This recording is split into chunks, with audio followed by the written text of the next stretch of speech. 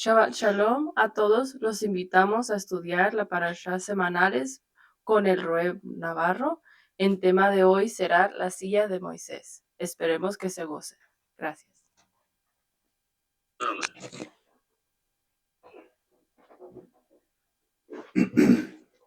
Shabbat Shalom a todos.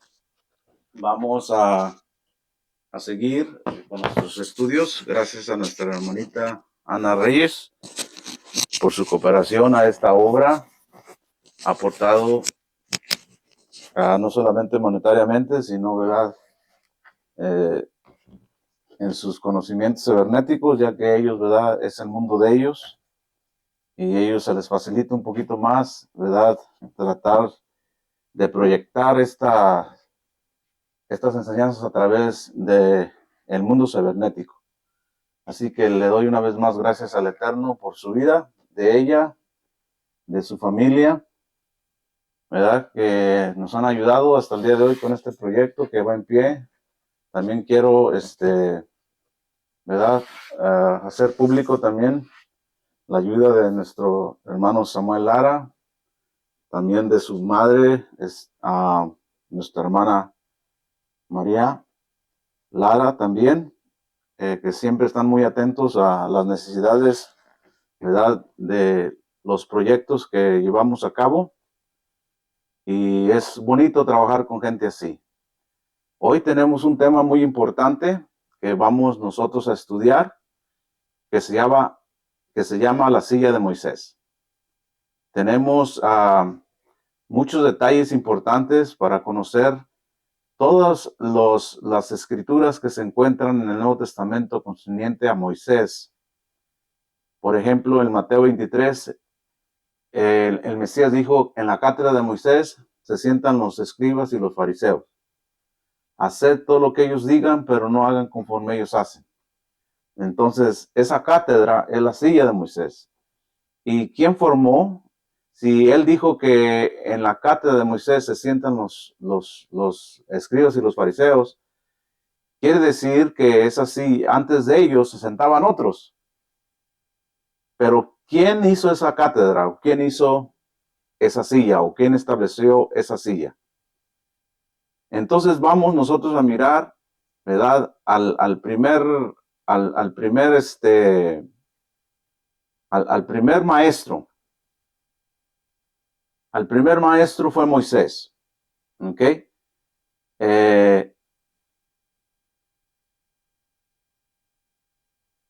Moisés fue el primer maestro que comenzó a enseñar los mandamientos del Eterno. Eso es importante notar y aceptarlo de esa manera. Entonces Moisés, ¿verdad? Fue el primer maestro que nos enseña los mandamientos del Eterno.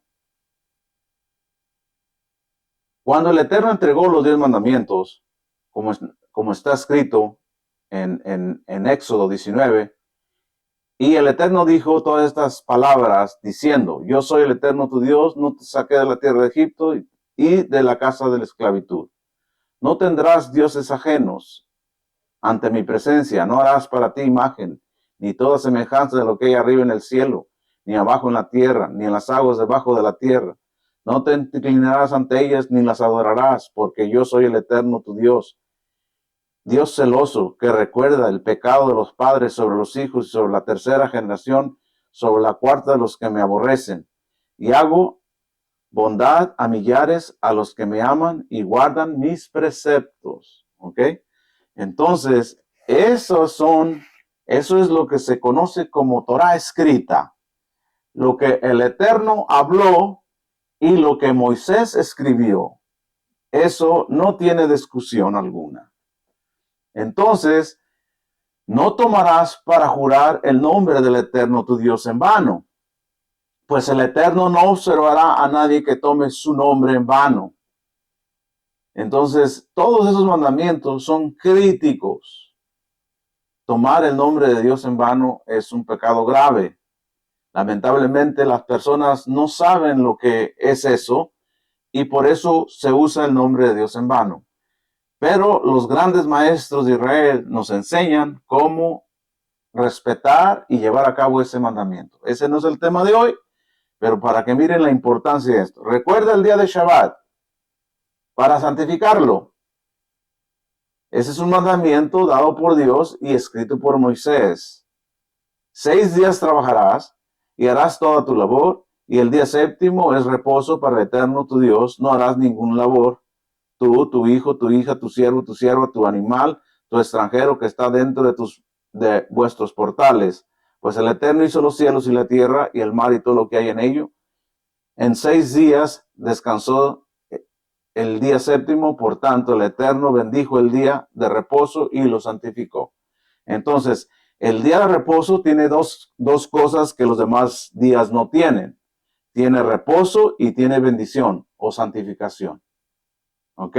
El resto de los días no tiene reposo, es trabajo y fastidio. ¿Ok? Afán, sufrimiento. Pero llega el día de reposo, llega el día de Shabbat, ¿y qué tenemos? Reposo. Este reposo no viene automáticamente a ti. Este reposo viene cuando obedeces el mandamiento. Y la bendición no viene tampoco automáticamente, sino que viene cuando tú obedeces este mandamiento. Entonces, el reposo y la santificación y la bendición solamente lo tienen el día séptimo, ¿ok? Honra a tu padre y a tu madre para que se prolonguen tus días sobre la tierra que el Eterno, tu Dios, te da. Entonces, este mandamiento casi en todas las religiones lo conocen que es real y verdadero. ¿Ok? Todo el mundo sabe que aquel hijo que se porta bien con el padre o con la madre, Dios lo bendice.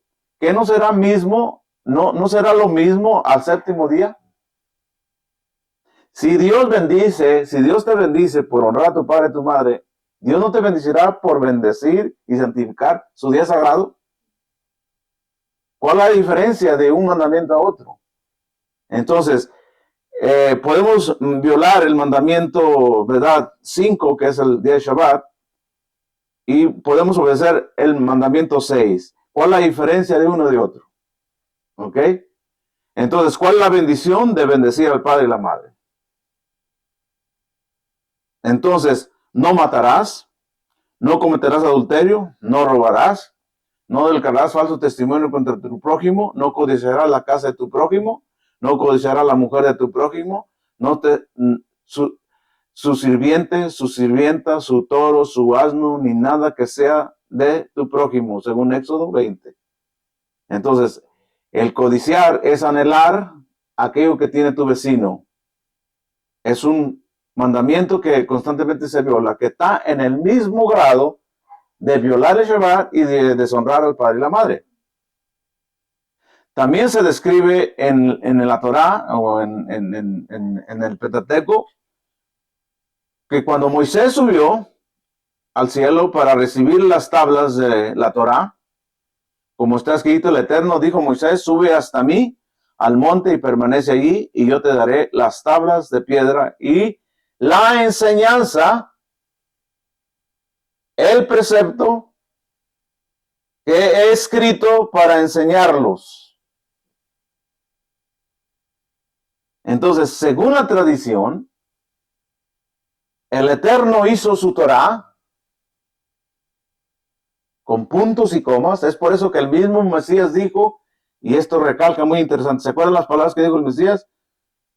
Ninguna tilde, ninguna jota pasará de la ley hasta que todo se cumpla. ¿Por qué el Mesías dijo eso?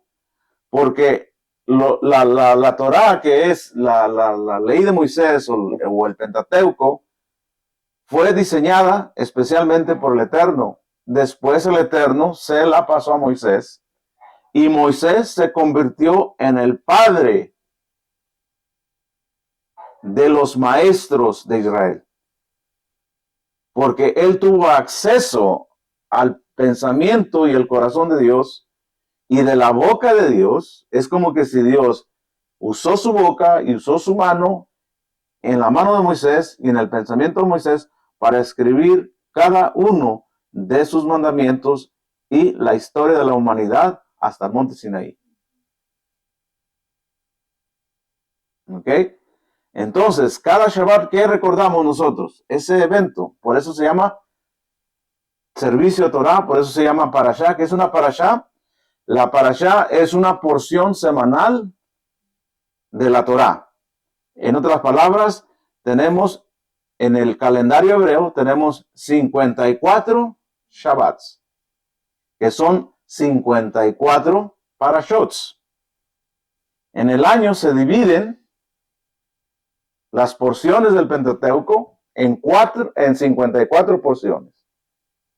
Entonces, al año tenemos 54 servicios o 54 lecturas.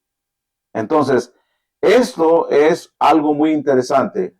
La gente desconoce, ¿verdad?, estas prácticas, pero estas prácticas y estas tradiciones se remontan desde el monte Sinaí.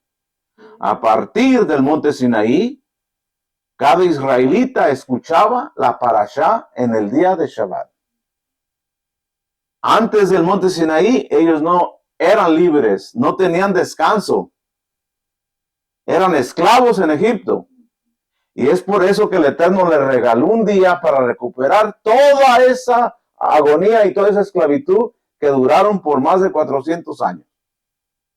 Y una vez, ¿verdad?, que este mandamiento, ellos por 40 años gozaron de ese descanso, se quedó como ley para todas sus generaciones y sus hijos de guardar el día de reposo. ¿Ok? Ahora bien, el Mesías es descendiente ¿de dónde? El Mesías es descendiente de la tribu de Judá. Entonces el Mesías es hijo de Israel. Por lo tanto, él obedeció el día séptimo. Los 12 apóstoles son descendientes de Israel. Cada uno de ellos representa una tribu. Entonces, ellos también siguieron obedeciendo todas estas leyes. Después vamos a hablar por eso. Y sigue diciendo, sube hasta mí al monte y permanece allí, y yo te daré las tablas de piedra y la enseñanza y el precepto que he escrito para enseñarlos. Y Moisés ascendió al monte, a la nube cubrió el monte, y la gloria del Eterno reposó sobre el monte de Sinaí, y la nube lo cubrió durante 6 días. El séptimo día llamó Moisés del medio de la nube, y la revelación de la gloria del Eterno era como un fuego abrasador en la cumbre ante los ojos de los hijos de Israel. Y vino Moisés en medio de la nube y ascendió al monte, y Moisés estuvo en el monte 40 días y 40 noches, según Éxodo 24, del 12 al 18. Y cuando el Eterno terminó de hablar con Moisés, le entregó en el monte Sinaí las 2 tablas del testimonio, las tablas de piedra escritas con el dedo de Dios.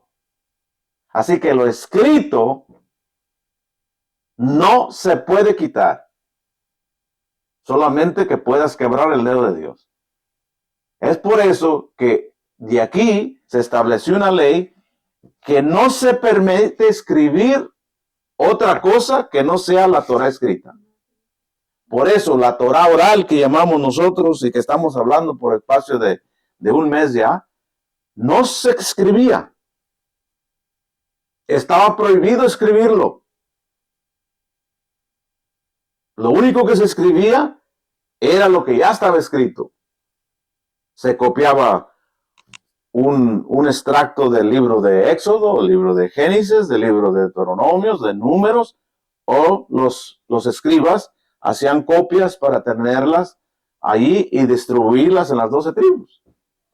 Pero nunca se escribía las aplicaciones orales. No había otros libros que solamente el Pentateuco. Estaba prohibido. Entonces, por eso se le dio una importancia tan importante y todavía se le da a la Torah escrita ese honor. Por eso, en una sinagoga, ¿verdad?, oficial, ¿verdad?, el servicio gira alrededor de esa Torah, gira alrededor de ese testimonio. Es como que se recuerda el día que el Eterno le entregó la Torah al pueblo de Israel en el monte Sinaí. La gente, ¿verdad?, se goza, se canta, se baila alrededor del rollo de la Torah y todo entorna alrededor del mandamiento y de la Torah. Entonces, por eso hay reposo y por eso hay bendición.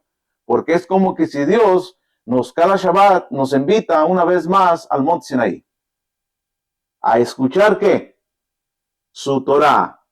Y cuando escuchamos su Torah y la ponemos en obra, viene ¿qué? La bendición. Desde entonces, el estudio de las Escrituras forma parte de la vida de los hijos de Israel. Los hijos de Israel, antes del Sinaí, lo único que hacían era trabajo duro. Eran esclavos de Faraón. Pero a partir del monte Sinaí, ahora ellos formaban parte de una vida llena de liturgia, llena de lectura, llena de conocimiento. Y no se apartó de ellos hasta el día de hoy, ni se apartará hasta el día de hoy. Entonces, ahora bien, el estudio del tiempo antiguo no es igual como lo conocemos hoy, ya que en el pasado no había libros por doquier como disponemos en nuestros días, lo que equivale a decir que el aprendizaje que ellos implementaban era totalmente de memoria. Para mí, la generación de hoy y la generación antigua en aprendizaje, creo que ellos tenían más ventaja que nosotros. Porque ellos no tenían acceso ni a computadoras, no tenían acceso ni a libros, no tenían acceso ni a internet, ni a Google, ni a laptops, ni a teléfonos, no tenían nada. Ahora nosotros gozamos. Yo puedo encontrarles un texto rápido en segundos por medio de la internet. Ellos tenían que esperarse 6 largos días para volver a escuchar la palabra del Eterno. Y las personas que les gustaba la palabra, se la aprendían de memoria para estarla recordando y para estarla viviendo durante el transcurso de la semana. Hoy hacemos algo similar. Si una persona se pasa un Shabbat, serían 15 días sin escuchar palabra del Eterno. Entonces su vida se va a llenar ¿de qué? De trabajo, de sufrimiento, de agobio. Parece que no, hermanos míos, pero la Torah o el estudio de la Torah, el estudio de la Biblia, nos libera de la opresión, nos libera del afán, nos libera de la depresión. Porque no podemos nosotros vivir estresados los 7 días de la semana. Nuestro cuerpo tiene que descansar físicamente, mentalmente. Las preocupaciones deben de tener pausa. Es importante, oí algo y me quedé bien sorprendido de un comentario que hizo un doctor judío. Cuando otro rabino cayó al hospital enfermo de tanto estrés, se quedó sorprendido el doctor de que cuando lo examinó, que todos sus nervios estaban quietos. Estaban quietos, a comparación de otros cuando vas. ¿Qué es lo primero, cuando llegas al hospital, qué es lo primero que te chequean? ¿Por qué la presión? Si tu presión está alta, quiere decir que todo tu cuerpo está alterado. Entonces, cuando él llegó a esto, le decía, mira, es sorprendente. Cuando llegan los pacientes, llegan muy alterados. Es difícil escuchar el palpitido del corazón. Normal. Dice, pero es importante, dice, que yo en tu corazón escucho los palpitidos claros y tranquilos. Y ahí te va. 1, 2, 3, 4, 5, 6. 1, 2. ¿Por qué no contó el 7? Dice, porque también el corazón celebra el Shabbat. Porque el Shabbat es doble todo. Entonces, cuando llega al séptimo, hace una pausa, descansa el Shabbat y comienza con energía, con golpe el domingo. Entonces, el mundo de hoy está al revés. Va al contrario. Entonces, en vez de ir al Sinaí, va a Egipto. ¿Y en Egipto qué hay? En Egipto hay esclavitud. Sí, hay vida, hay mucha comida, hay mucha riqueza, hay mucha diversión, pero al final de los días, ¿a dónde nos meten? Nos meten a las pirámides, nos meten al panteón, nos meten entre los muertos, pero el que muere en el Sinaí dice, según la tradición, que así como Moisés fue llevado por ángeles, así los justos del Eterno, cuando le llegan sus días finales, ¿verdad? Los ángeles vienen por su alma. Entonces, es importante que en la vida escojamos dónde vamos a vivir en la eternidad. Aprender y escuchar las enseñanzas del maestro no es fácil. No es nada fácil.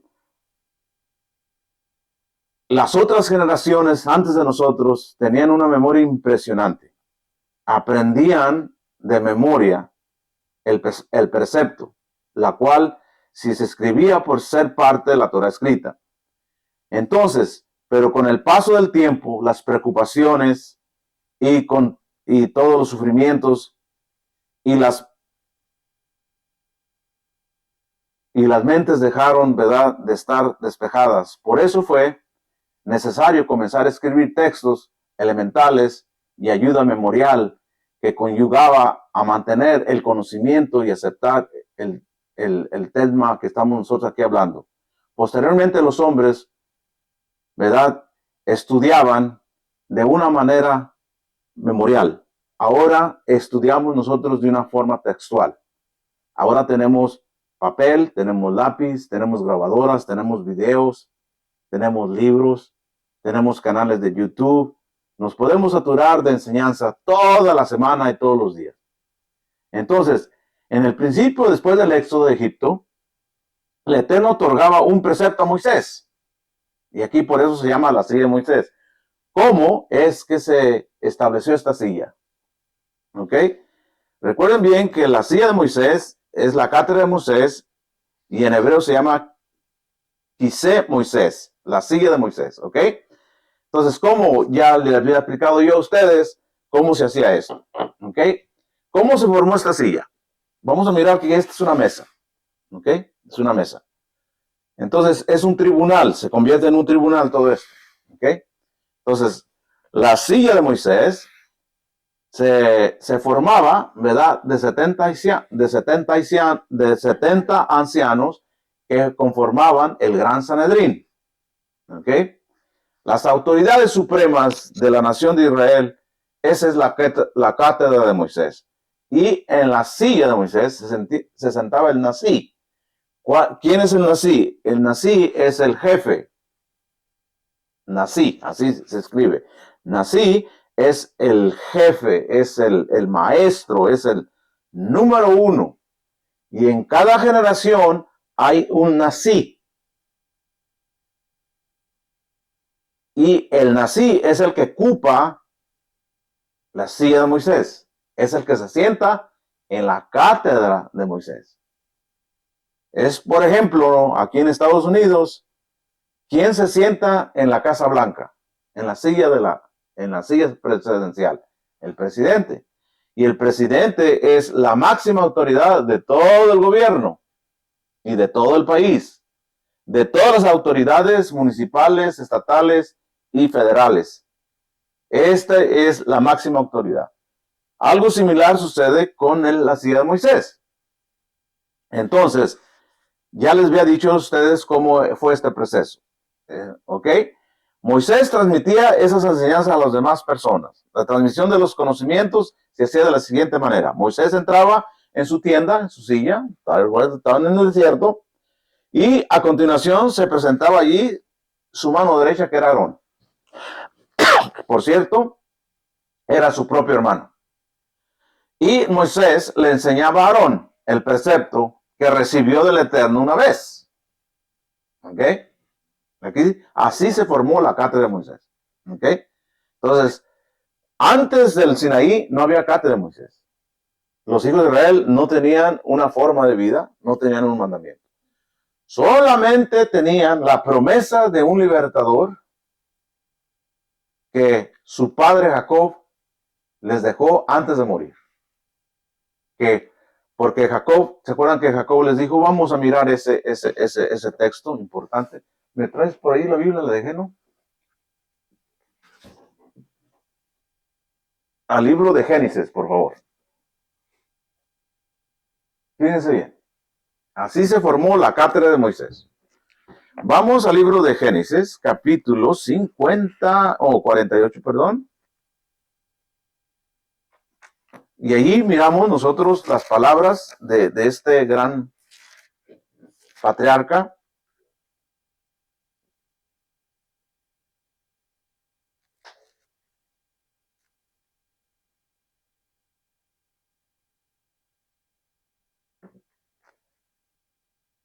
¿49? Sí, 49:1. Fíjense bien lo que dice. Entonces Jacob, llamando a sus hijos, les dijo, reúnanse y les haré saber lo que sucederá al fin de los días. Fíjense bien. Al fin de los días. Anoten esto, al fin de los días. No se está refiriendo al fin del mundo en su totalidad. Fíjense bien, al fin de los días. Anoten eso. ¿Qué quiere decir al fin de los días? Esto es importante, señores.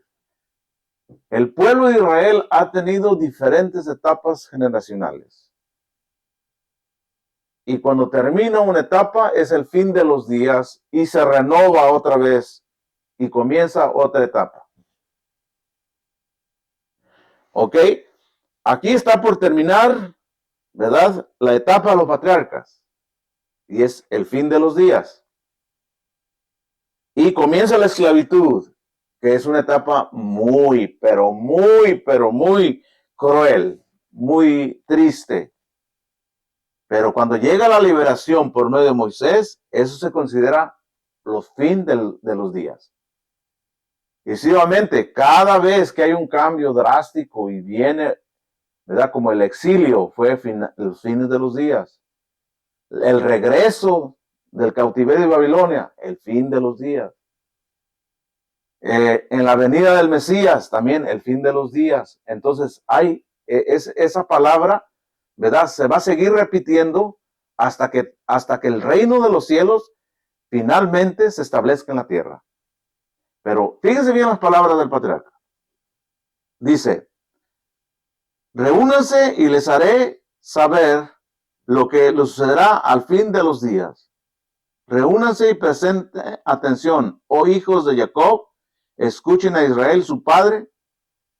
Entonces comienza a darles las bendiciones a todos sus hijos. A cada uno de ellos tiene su propia bendición. Y el 28 dice, todas estas fueron las 12 tribus de Israel, y esto es lo que les dijo su padre, Jacob, habiéndole hablado, los bendijo a cada uno conforme a su bendición, y su padre los bendijo y les dio órdenes diciendo, estoy a punto de ser reunido con mi pueblo, sepúlteme con mis padres en la cueva que se encuentra en el campo de Efrón, el Eteo, en la cueva que está en el campo de Macpela, frente a Memre, en la tierra de Canaán, el campo que Abraham compró por heredad para sepultar a Efrón, para sepultura a Efrón Eteo. Sepultaron allí a Abraham y a su esposa Sara, sepultaron allí a Isaac y a su esposa Rebeca, y sepulté allí a Lea. El campo y la cueva que está en él fueron adquiridos de los eteos. Al terminar de dar estas instrucciones a sus hijos, Jacob extendió sus pies en la cama y debilitándose murió y fue reunido con su pueblo. ¿Ok? Entonces,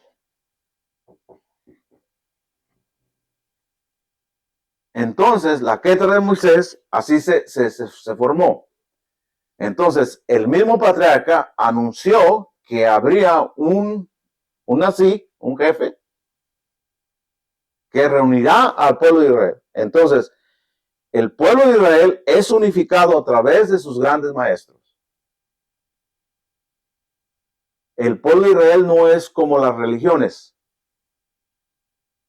Todas las religiones del mundo tienen un fundador. Por más que quieran decir que Jesús es el fundador de su religión, es una gran mentira. Porque Jesús no fundó ninguna religión. El Mesías vino a rectificar los pactos hechos por Dios a los padres. Vino a unificar a Israel. Lamentablemente, en el rechazo de algunos de ellos, el Eterno le abrió la puerta a los gentiles. Pero ese acto de bondad de Dios no tiene como motivo de reemplazar a Israel. Por ninguna circunstancia. Entonces, este estudio es importante porque quiero que comprendan esto. Cuando se establece una ley por Moisés, nadie la puede revocar. Nadie la puede revocar. Nadie la puede quitar. Ni aún el propio Mesías. ¿Por qué esto es así? Nadie puede sustituir la autoridad de Moisés. Nadie puede sustituirla. ¿Ok? Entonces, la diferencia de Israel y de las religiones es que Israel fue creado por Dios. Todo lo que tiene, el Eterno se lo ha dado. El Eterno le dio ¿quién? Le dio su tierra. El Eterno le dio a sus patriarcas. Le dio al Mesías. Le dio la Torá. Le dio a los profetas. Le dio la promesa de una vida eterna. Todas las promesas de Dios giran alrededor de Israel. Ahora bien, ¿por qué esto es importante? Resulta que la mayoría de los fundadores de las distintas religiones, hablando de los protestantes, hablar de la Iglesia Católica como religión es muy complejo. ¿Ok? Porque esa religión se vino desarrollando, ¿verdad?, de las persecuciones hechas de los primeros cristianos después del exilio de los judíos en el año 135. En el año 135 todos los judíos fueron expulsados de Israel. Todos. Quedó la tierra de Israel abandonada por los judíos. El imperio de Roma expulsó a los judíos. Con esa expulsión, los creyentes en el Mesías fueron formándose su propia identidad, pero separados de sus hermanos los judíos. Y la lucha de estos, no sé cómo les podemos decir, no cristianos, sino creyentes en el Dios de Israel a través de los méritos del Mesías, les llamaban a ellos los prosélitos, los temerosos de las naciones. Que eran mayoritarios. En un tiempo muy corto, los creyentes de origen gentil en el Dios de Israel a través del Mesías creció más que los propios judíos. Porque hubo muchos conflictos. Vamos a llegar nosotros a un punto. ¿Quién provocó esta división? ¿Ok? El pueblo de Israel internamente se dividió en dos grupos fuertes. Los fariseos que no aceptaron al Mesías y los fariseos que aceptaron al Mesías. Y los fariseos que aceptaron al Mesías son conocidos como los judíos netzaritas. Los judíos netzaritas son aquellos que aceptaron al vástago de David, al tronco de David. Se les dice netzaritas no por ser nazarenos, sino por ser netzer. Porque en hebreo netzer es vástago, tronco, rama. Entonces ellos eran la rama que florecía de la casa de David. era la continuidad de la autoridad espiritual. Por eso cuando hablamos nosotros de Torah oral, hay mucho conflicto, porque hay un tiempo en la historia donde los propios hermanos se separan. Y muchos de ellos fueron, ¿verdad?, masacrados por Roma, pero los gentiles hicieron una obra muy magna, ¿verdad? Porque yo creo que no todos los cristianos son malos, no todos los cristianos están mal informados, muchos de ellos conocen la historia, pero están esperando el tiempo de Dios para unirse con Israel, ¿verdad? Eso es muy claro, pero hay unos que totalmente están cerrados en su religión, están cerrados en sus ideas y no permiten que Dios obre en sus corazones. Pero va a venir un tiempo donde los verdaderos gentiles, los verdaderos cristianos se unirán a la última redención de Israel. Se unirán. ¿Por qué? Porque Dios va a ser un pueblo solo, no dos. Va a ser un solo pueblo. Y no el judío se va a convertir al cristianismo, ni tampoco el cristianismo se va a convertir al judaísmo. Ese no es el tema. Entonces, con el tiempo, miramos nosotros que ninguna religión puede sustituir a Israel. Mucho menos puede sustituir la Torah escrita. Mucho menos puede sustituir a la silla de Moisés. Porque ni el propio Mesías le quitó la autoridad o la silla a Moisés. El Mesías dijo en la cátedra de Moisés, se sientan los escribas y los fariseos, todo lo que le digan hagan, pero no hagan conforme lo que ellos hacen, porque ellos dicen y no hacen y ponen carga sobre la gente. Pero ¿por qué tenían que obedecer a ellos? Porque eran la autoridad suprema. Entonces Moisés se constituyó el primer nací de la cátedra de Moisés, seguido por su hermano Aarón. Entonces Aarón escuchó la enseñanza de Moisés, el precepto que recibió del Eterno, y después la transmitió, la explicación de este. Después Aarón se sentaba a la derecha de Moisés. ¿Se acuerdan que la madre de Jacob le hizo una petición al Mesías que cuando venga o establezca su reino, le permitiera que sus dos hijos se sentaran, uno a su derecha y otro a su izquierda? ¿Cuál fue la respuesta del Mesías? Oh, mujer, no sabes lo que estás hablando.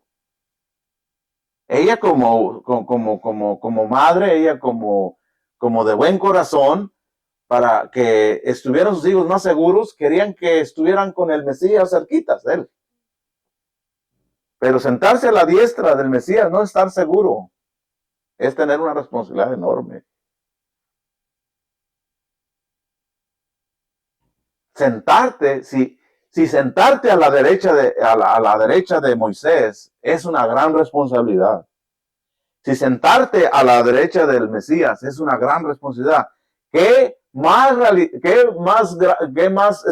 seriedad es sentarse a la diestra de Dios?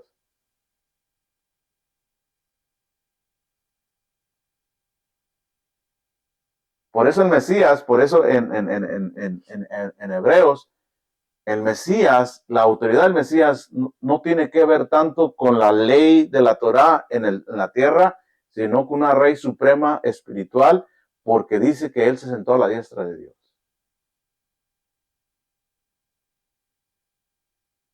Entonces, él, fíjense bien, él no le quitó la silla a Moisés, sino se sentó en la silla de aquel que le dio la autoridad al propio Moisés. Por eso Pablo dice que él es sobre todas las cosas. Pero no quitando lo que ya está establecido. Hay que entender eso. Ya para terminar esta introducción, solamente esta introducción, porque todavía no llegamos a la estructura, cómo se formó esta cátedra. Es por eso cada vez que usted dice Shema, ¿de dónde viene? De una autoridad suprema. Cada vez que dice la bendición por las velas del Shabbat, vino a través de una autoridad suprema. O sea, están conectados con este Sinaí. Claro que cuando viene un mandamiento de una fuente desconocida, siempre que no contradiga al Mesías, es aceptable. Noten, esto es muy importante. Pero cuando hay un mandamiento que contradice los méritos o la existencia o el mandamiento del propio Mesías, eso tiene que ser rechazado. ¿Por qué? Porque nos damos cuenta que el Mesías no está divorciado con Moisés. Para nada. Vamos a Efesios, por favor. Y con esto terminamos nuestra clase. ¿Cuántos llevamos ahí? ¿30? 40. Ok, hasta ahí. ¿Cómo se va el rato, no? Pero estoy calentándome, ya nos vamos. Está bien. El cuerpo se cansa. Ok, vamos a Efesios.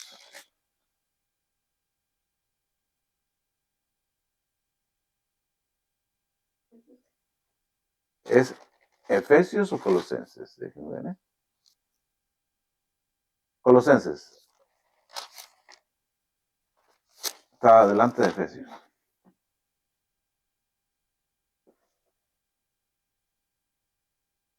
Dice el 1:9.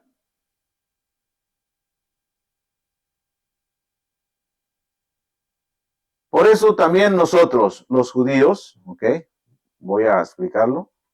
Desde el día que nos enteramos, no cesamos de orar por ustedes, los gentiles. Fíjense bien.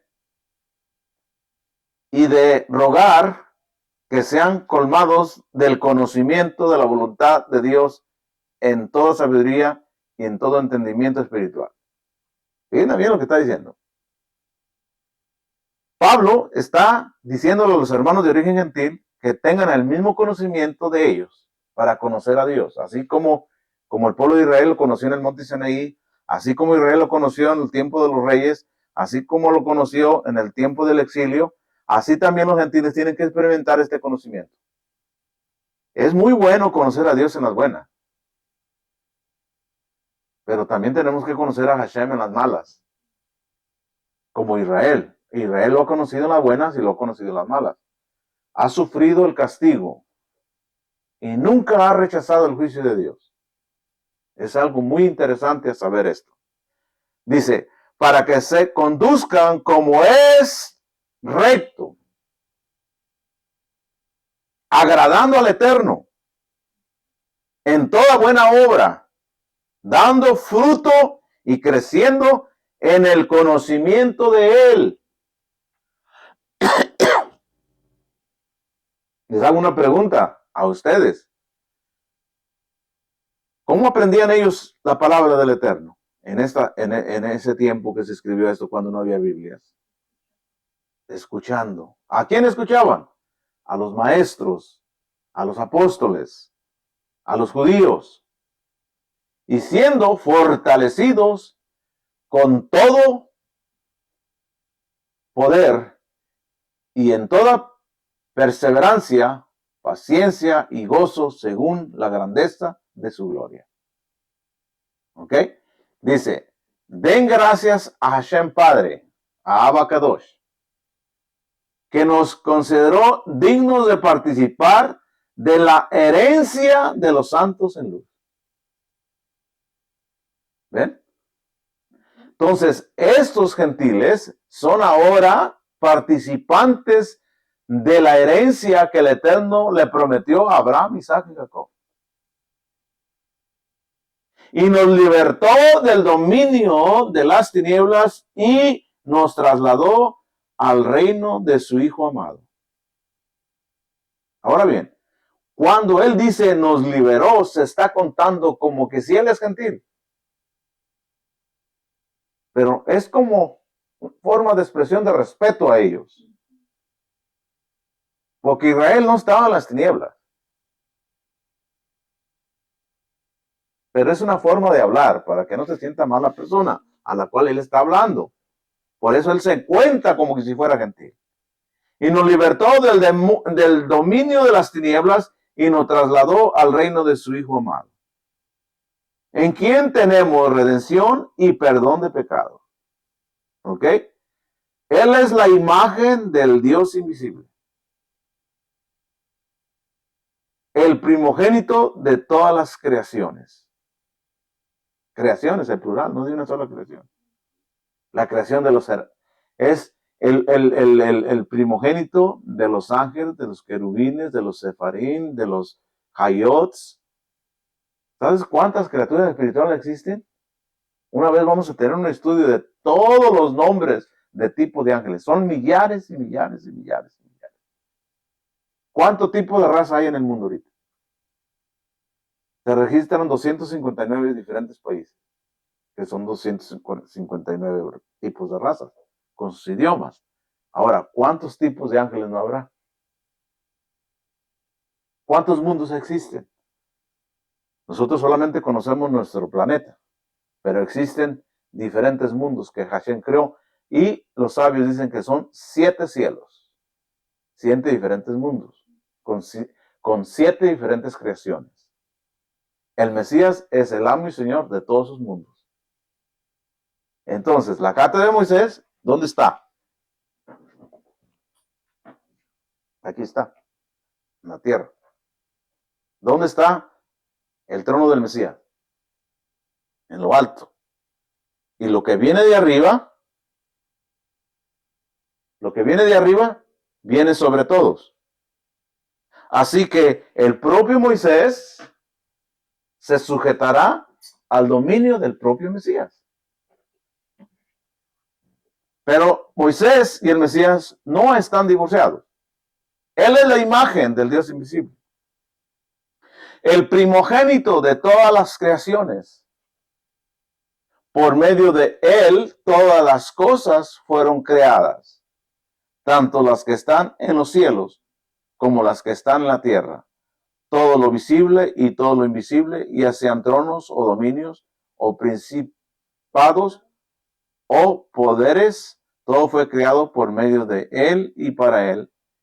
Él es antes que todas las cosas y todas las cosas por él existen. Él es la cabeza del cuerpo, que es la Keilah.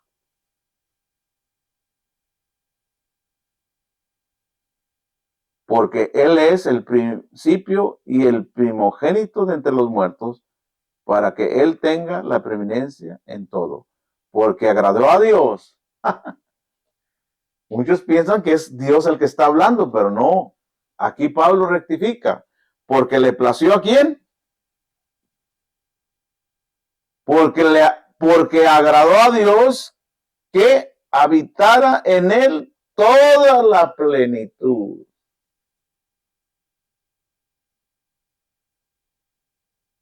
Y por medio de él reconciliar todas las cosas consigo. Va a llegar un momento donde el Mesías va a reconciliar al musulmán con el judío, al cristiano con el judío, al ateo con el creyente. El Mesías va a lograr que el homosexual deje sus hábitos y se una, que la mujer lesbiana deje sus hábitos y se una a él.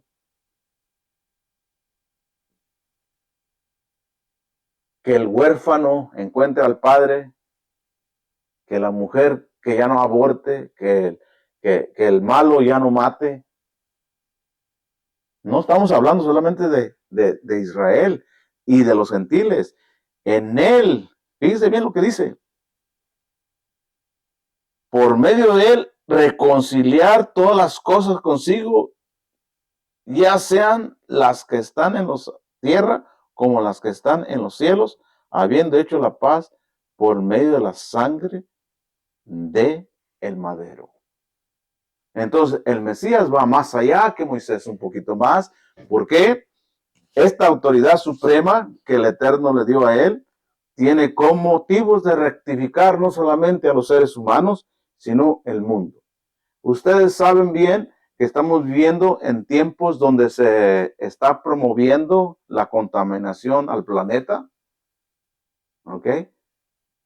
Y le echan la culpa al plástico. Esa es pura propaganda, pura política. La verdadera contaminación son los malos hábitos de las personas que están contaminando la tierra. El asesinato, el derramamiento de sangre, el robo de personas, de órganos, de niños, el trasvío sexual de las personas. Eso es lo que está contaminando el mundo. Ese es el trabajo del Mesías. El trabajo del Mesías no es de hacer el planeta verde, porque ya es verde. Ya Dios ya creó todo eso, ya no va a tener tiempo. ¿Quién es el que está contaminando el planeta? Nosotros mismos. Nosotros mismos. No es la basura, ni lo que comemos, ni lo que consumimos. Es solamente pura política. El verdadero mal del planeta hacemos nosotros. Nuestras malas acciones, nuestra forma de vida equivocada. Y es por eso que la palabra nos va a quitar esas oscuridades y nos va a preparar para cosas que van a venir en el mundo críticas. Yo estoy en la razón que sí tenemos que cuidar nuestro planeta, sí tenemos que tirar la basura en su lugar. Porque las cosas que compramos no sabemos las sustancias que tienen, que uno mismo se enferma con ellas. Pero de eso nadie se salva. Tarde que temprano, el mismo que las fabrica, el mismo que se va a morir por ellas. Porque nadie se escapa, todos estamos allí. A no ser que venga alguien de la luna y nos venda sus productos y se vaya para allá a comer otras cosas. ¿Me entiende? Pero la palabra de Dios es para todos. Entonces, el mundo es para todos. Entonces, la responsabilidad de conservar el mundo es de todos. Es de todos. No por el hecho que yo sea hijo de Dios, no me va a interesar a mí tirar la basura si me dicen las autoridades, pon el plástico en un plástico, ahí lo pongo y ya se acaba todo. Pero no, yo con eso no estoy ayudando a que el planeta esté limpio. Yo estoy ayudando a tener un poquito de ética y un poquito de respeto con las cosas creadas.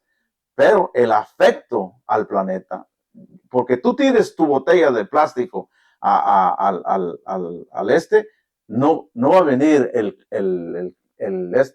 los fríos a 5 bajo cero. Eso no provoca eso.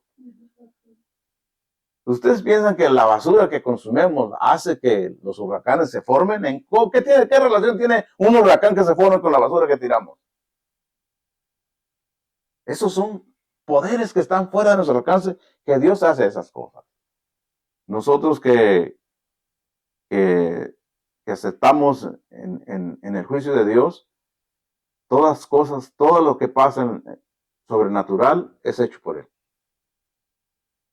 Que no entendamos por qué y por qué mueren tantas cosas. Bueno, se les llegó la hora. Él es el dueño de la vida. Él sabe cómo hacer las cosas. Es muy difícil ser juez de la tierra. Y todos los jueces de la tierra hacen decisiones que benefician a uno y castigan a otro. Así es el juicio. En el juicio es muy raro que salgan los dos cantando. Uno es condenado y el otro es justificado. Así es la vida. Entonces vamos a pararlo aquí. Los esperamos para otra semana.